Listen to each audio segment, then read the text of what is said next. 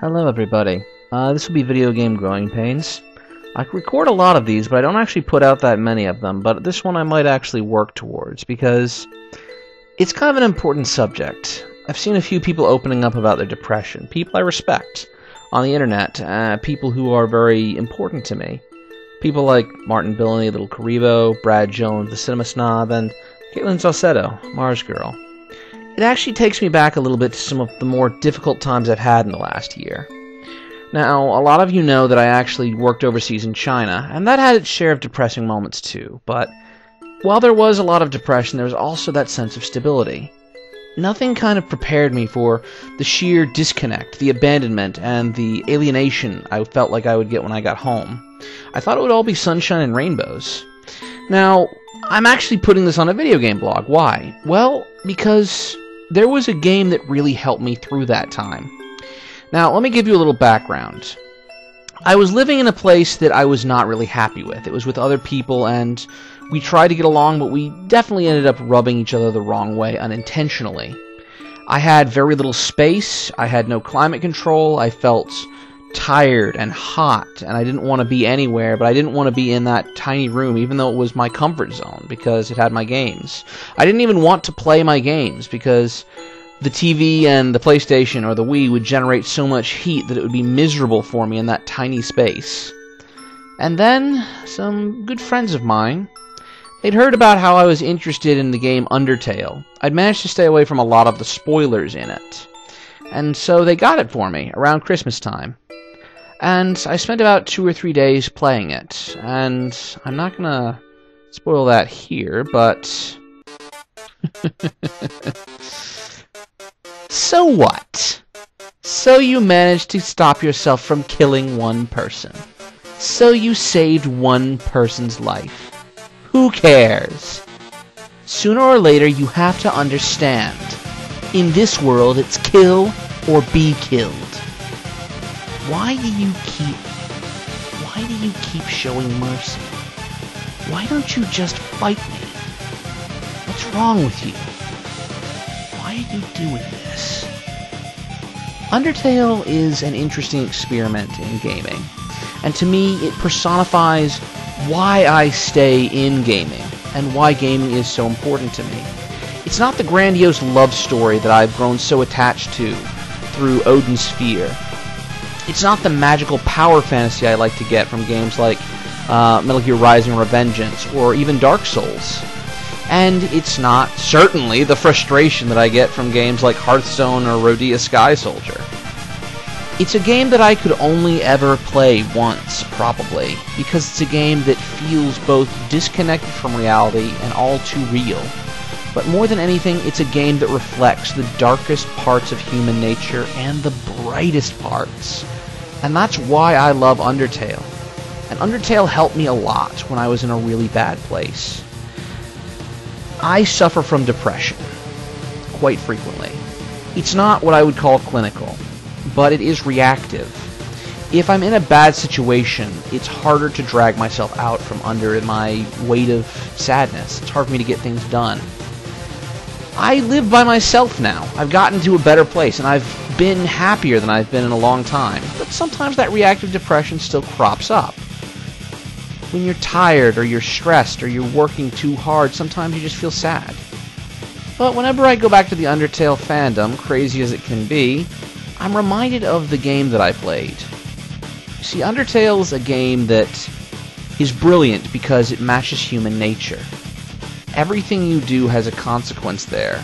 And maybe not everything. Not everything you buy, not everyone you talk to, but at the beginning of the game, you're given a proposition. This is the game where no one needs to die. And you can stay true to that, or you can play it like a traditional JRPG, which is similar to what it's fashioned over. And the world judges you for that. And just as you separate yourself from other people, it becomes easier to take the quick and expedient route. But the game becomes much harder if you try and connect with others, try and open up, or even help others with their own sadness, their own loneliness. But in the end, you get a support group in a way that you might not expect. It's something that really does reflect life. the love you take is equal to the love you give. It's really important to me to think about Undertale because while I don't play it, it's sort of given me a lot of exposure to very happy feelings because of just what it does. I don't admit that everything I did in there was for my own benefit, necessarily. For example, there was one character I spared, and it wasn't for the right reasons. It was out of spite, because I wasn't going to let him have his way. But it really does teach you a lot about yourself, and it taught me about myself. And it reminded me that for all the terrible things that human beings do, for all of the racism, xenophobia, homophobia, for all the religions who are trying to break us down, for all the people who think that we won't succeed, for all of us who want to just beat ourselves down, there's somebody who's just going to cheer you up. Hey buddy, I just started my break. You want to catch a burger? Come on, I know a shortcut to Grillby's. You want to be my friend? Let's go on a date together. We're going to be best friends. I'll show him. There's people out there for you if you need it. Undertale, in my opinion, is a game that's truly transcendent because of that feeling. Because it's equal to what you put into it. If you put in cynicism into the game, it's going to return that cynicism in time. And eventually, you're going to become cold and hard and broken, disconnected from the world. But if you put in compassion and appreciation into that experience, you're going to get that back in spades. And you might only ever be able to play the game once, but it's an experience that you'll probably never forget. Undertale really helped me through some of my depressing times. But this isn't just a celebration of that, it's a celebration of games in general.